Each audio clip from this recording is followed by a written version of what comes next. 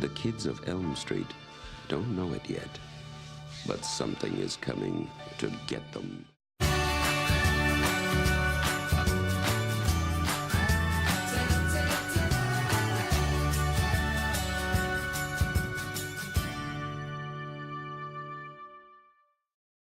Hello, and welcome to the Damian and Devlin Show. This is a review of Nightmare on Elm Street, the 1984 original, directed by Wes Craven and starring Heather Langenkamp, Robert Englund, John Saxon, and Johnny Depp. And this is an iconic horror movie, and with Halloween just around the corner, that means you're going to get a couple of Halloweens for the next couple of weeks, and We've got a nice mix coming up, from classic to new to comedy. So I like that we always change it up. It's not just straight horror, right? Yeah, absolutely. Because some people love watching Halloween movies, but they don't like being scared. So they'll watch like a comedy or a lighter horror. So For sure. But this is not one of those. You have to like your regular horror to like this movie. Although it's kind of innocent compared to some of the gory films that you see nowadays. But it still can play with your head a bit. For those of you who probably don't need to know, this is the original where Freddy Krueger makes his debut, and it's basically about a street, Elm Street, a group of kids that start having similar nightmares, and when they're starting to be offed one by one, they find out that their parents are holding a secret that could be the trigger to this. What are your thoughts? You actually picked Nightmare on Elm Street. What are your first initial thoughts of it, or I'd seen it before. It was a long time ago. I think I was 11, 12, or 13, one of those ages. I didn't see it by myself, all right? I had parental supervision. My mom and we watched it together. She actually told me that this was one of the movies that she was terrified of as a kid. And you said this came out in 1984. She would have been 18 years old at the time. So it scared her. And so me, being the up-and-coming adrenaline junkie that I was, I wanted to see what the hype was all about. So I remember for one Halloween, we rented it from Blockbuster, put it in, watched it, and I thought this was not scary at all. And I thought my mom was a little silly for being scared by this. But then again, you never know how people are. You never know. You never know as well. Different times, different ages. She grew up in different scenarios than I did. Obviously, I was a child of the 90s, so I was more shown violence and gore and whatnot as a kid growing up, just in everyday TV, whereas you guys in the 80s and 70s, not so much as us. Yeah. So there's that as well. But I like Freddy. I like the Nightmare on Elm Street concept. I haven't seen a lot of the movies. I've seen a few of them. But I really like Freddy. I like his whole idea. I don't obviously condone the reason he is the way that he is, but and that ties, I've talked about this before, where we glorify serial killers and all that, and I like the fact that we have horror icons, and Freddy definitely is my favorite of all of them, but yeah, we'll talk more about that as we get along. What about you? Just straightforward, my background with this series, I didn't see a lot of horror movies until later in life. I didn't see R-rated movies until I was over 18, because my parents were very sheltering, and I'm kind of glad for that. So if I did see a horror movie, it would be on TV, so it'd be all edited, and I didn't see anything. But Nightmare on Elm Street, I actually got into horrors when I got into movies, and Nightmare on Elm Street was one of the last ones I actually got into. I'd seen the Halloweens and the Friday the 13th. So I actually went into this having seen a lot of horror. So I didn't fall in love with this movie easily. I do like the iconicness of it. I like Freddy Krueger. I like the design. I like the feel of him. But I didn't have as much love for it as so many other people do. With that being said, there's a lot of good points as well as bad points. So shall we get into it? Yeah, so Do you want to start with the positives? I'll start with my positives. I already touched on this. I absolutely love the idea of Freddy, the fact that he can invade your dreams. I think that's a very original concept, and it allows for a lot more freedom with regards to the wackiness that slasher films sometimes fall into. Whereas, like, you'll have Jason Voorhees chasing these kids down at camp, doing these ridiculous things at times, and you kind of question, like, what? Like, how is he able to do these things? How are these kids able to do these things? Whereas with Freddy and the Nightmare on Elm Street franchise, you know that they're in a dream, and every single one of us has had a dream or a nightmare where just weird things happen, and you accept them as fact because you know it's a dream. And that's where I feel like Freddy and his whole concept can really skyrocket. And it also opens up the element of, I don't know what's real and what's not. And I made a comment to you saying, I like when I don't know if she's actually sleeping or not. Like the main character, other characters, because it still shows, and there's no transition. Sometimes there is where you see her close her eyes and, okay, we know she's asleep now. Mm-hmm. But there are other transitions where she says, I've been awake for 7 days. And she could turn a corner and we don't know if she's fallen asleep because sleep deprivation just happens. So I like that concept a lot. And you know what? I think the script is pretty effective for the most part. Now, there are some moments, some acting credentials we'll save for later, but the script is pretty effective. You have kids being killed when they fall asleep in their dreams, which translates to real life, and it can be very effective. I love some of the special effects as well. Very early on in the film, you see the main character, she's lying in bed, and Freddy kind of like looms over her through the roof, and she eventually wakes up from that and knocks on it. And it's completely wood and like drywall and whatnot. And it's just awesome visually. And there will be moments where Freddy just kind of comes out from behind a tree, even though it's physically impossible for him to have been hidden behind that tree. Again, dream logic. So really, really awesome shots with this. And one of my favorite stunning visuals actually is as well when they're at school. And Nancy is the name of the character. She comes out of the classroom and sees her friend in a body bag being dragged down the hallway. That is so cool to be like seen visually. It's just awesome. Awesome stuff. I like the look of Freddy as well. He's got like burnt face with his iconic red and green sweater. He's got his hat and his fingers. Of course, those fingers. It's iconic. Freddy, Jason. We also have, give me a hand here. Who's from Halloween? Mike Myers. Mike Myers. Thank you very much. Michael Myers. We better go with that. Yeah. Yeah, baby. Yeah, baby. Michael Myers. We'll say the full name. Yeah, Michael Myers. All iconic, and Freddy is a part of that wholeheartedly. So without that, we wouldn't have these icons of horror. And I think icons of horror are important in regards to movie magic. Is that your positive? Yes. I usually take on the director, and Wes Craven. I don't think you have to explain that anymore. What? I usually touch on the director. That's how I usually start, because I think it's important. But we all know you touch on the director. Telling me I just... Anyhow, Wes Craven needs to be regarded as a horror master. He has done 3 phases of horror in different styles, and he has upped the ante in every way.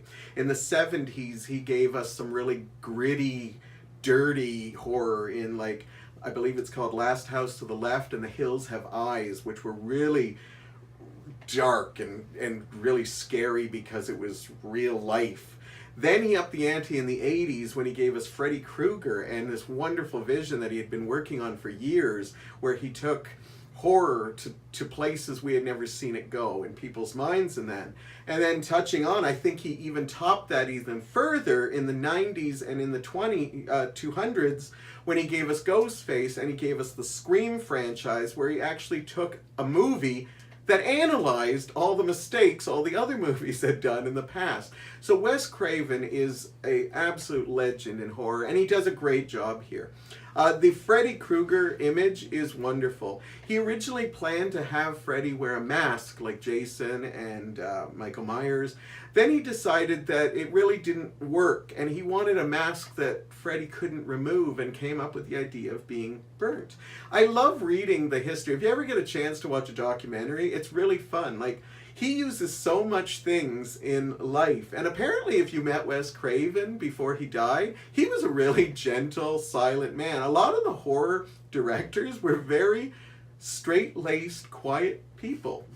And it was great. Like, Freddy Krueger is actually the name of the bully he had in high school. It was Fred Krueger, and he actually uses it, I believe, in one of the early films where the villain is known as Krug. So it actually comes about. And just like little things like his red and green shirt that he wears, and it doesn't look green at times, but he picked that because he read a psychological thing that those are actually the two jarring colors that plays with your head, which makes me laugh that that's Christmas's main colors. So anyhow, lots of little subtleties. It actually, the song, the 1970 song Dreamweaver, one of my all-time favorites, was actually an inspiration for this movie. So he grabs things from all over. But Freddy's look is iconic. His thing, I don't like a lot of the later films due to the fact that we're rooting on Freddy, and I gotta remind myself he is a child killer, and when he starts doing zingers and one-liners, that's why Wes Craven left the series, because he said we should be terrified of Freddy. And when you started seeing theaters like, woohoo, Freddy, kill them, the reason why we shouldn't root on, like, it's great to love horror icons, but the reason we shouldn't is because it makes them make bad characters. Like, they make teenagers in these movies horrible because we want to see them die. And they should be making more depth characters. Visuals are incredible. This movie was just made for just over $1 million. Now, when you say a movie like Friday the 13th and Halloween was made for about the same, all they really had to have is a mask and some scary photography. This literally goes into things where they got people rolling on ceilings. Yeah. They've got blood volcanoes. They got like imagery that, early CGI that some of it translates well, some of it doesn't, but it's still impressive. Yeah. And we should commend them that, sure, you can make a stalker film for under $1 million, but the fact that they made a movie that has so many effects to deal with, it should really be commended. I like a lot of the screenplay. Some of the screenplay is good, some of it isn't. But I like the main concept of the killer being able to kill in the dreams and stuff, or out of the dreams, but we'll get that more into the negatives. Yeah. But I do like a lot of the concepts. Even the revelation of the parents' secret, which I won't reveal, I like that. It's stereotypical horror stuff, but I think it's that kind of stuff that you kind of need in movies, because it explains so much. But it's not perfect script, but that's where I'll leave it. Yeah, and so like I'll touch on some of the stuff that we just mentioned. The negatives being the rules with regards to invading dreams and whatnot, because there's a moment where Nancy, the name of the main character there, she brings something back with her from her dream, and it doesn't make sense. So I like when we're in the dream world, because Freddy basically is invading these people's dreams and doing whatever he wants in there, because he's the mechanist, he's the architect of these dreams. But when, for example, you can just grab something and wake up and suddenly you're in the real life and you've still got it in your hand, that makes no sense to me whatsoever, because I've grabbed things in my dreams and when I wake up, it's not there with me, so how does that even make sense? Like, you might throw, it's magical, there's a curse, sure, and I'm willing to suspend my disbelief. But if Freddy and his curse can transcend dreams, why doesn't he just come out of wherever he is and kill them normally? Yeah, which I think he sort of does in the later films. And so I haven't seen, like I said, I haven't seen a lot of those films, and I'll touch on those when I get there, but for this one here, it's already toying with the fact that we don't even know what our own rules are. So we're just going to say they can take things from the dream world into the real world. It's almost like the early Matrix. I can't believe I'm saying that. It is, but it's better. Sorry, moving on. Yeah, so that has to be a negative for me. As well, there are a couple moments where continuity just doesn't make sense.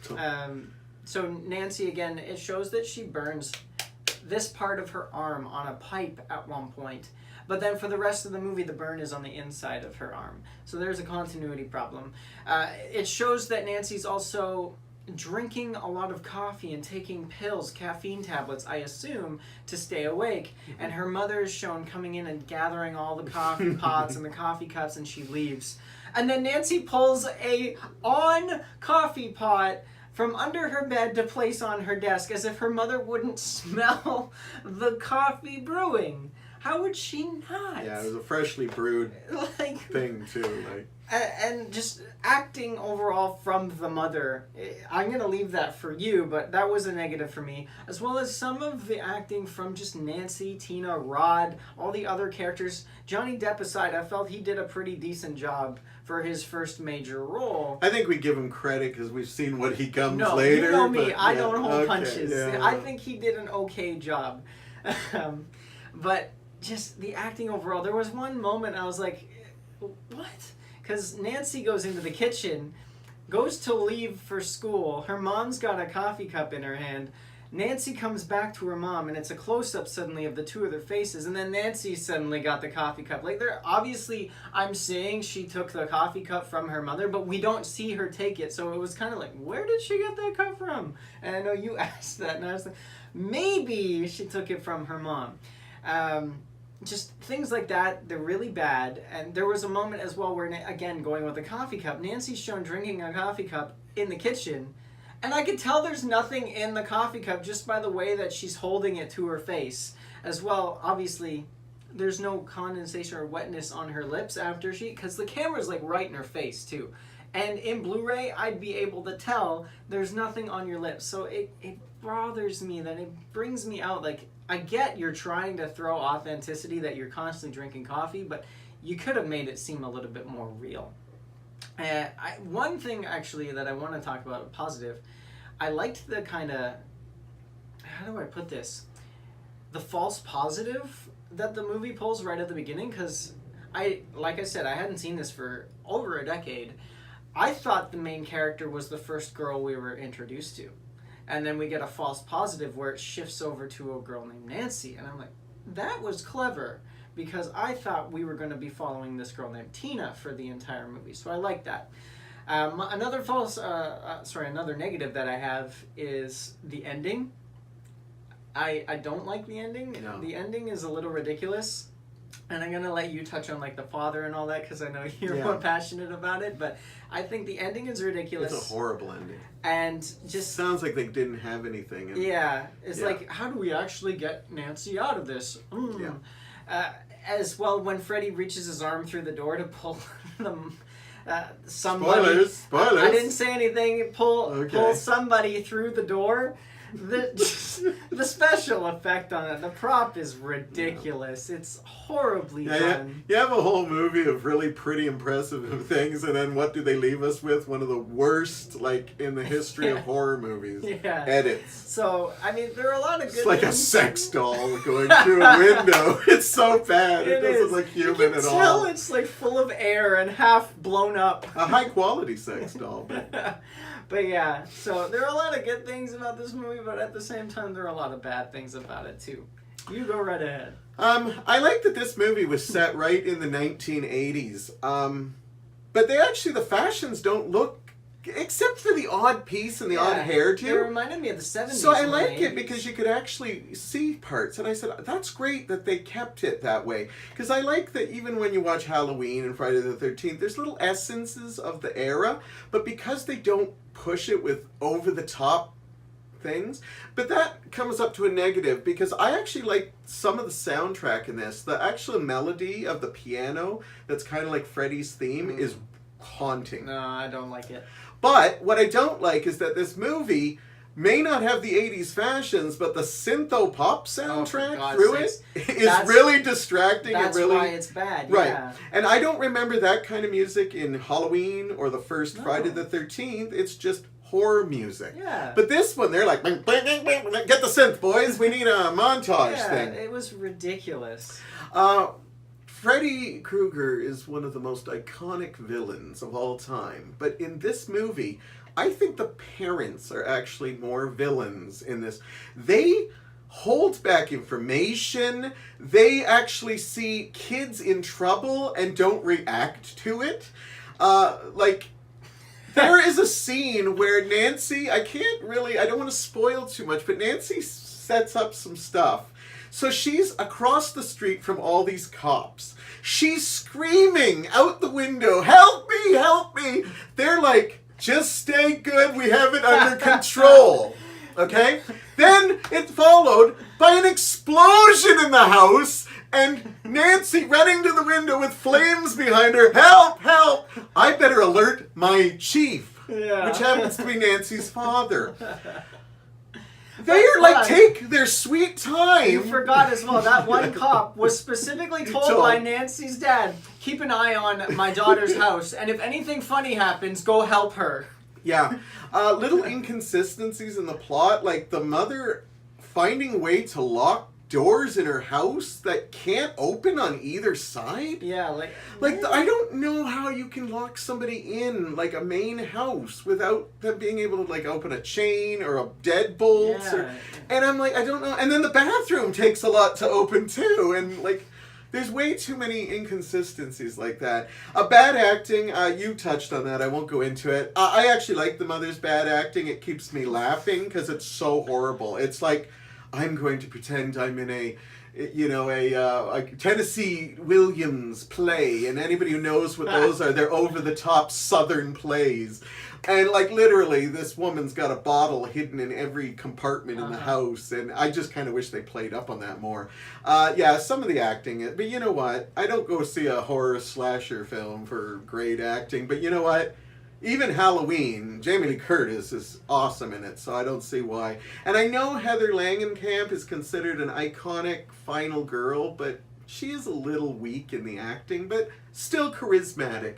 And I did like Johnny Depp, but he didn't think. One of the problems I had is the murders were, there was so much creativity in this, and some of the murders were just boring. Like, there's a hanging.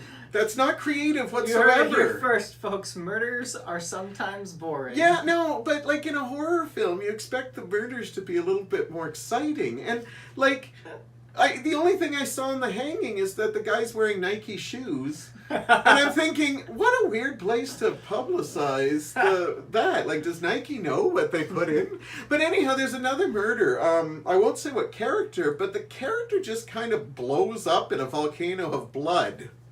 And they don't really hint on it. And in most movies, I would be like, oh, good. I get to think of what happened.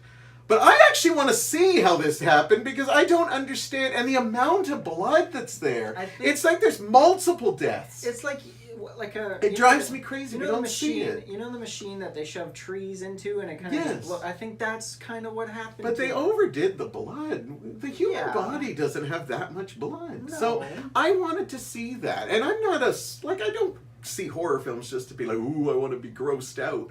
But sometimes, and that's what I'm going to lead into my final negative, is the big problem I had with Nightmare on Elm Street is that I have seen so many great movies that play on your psychological aspect.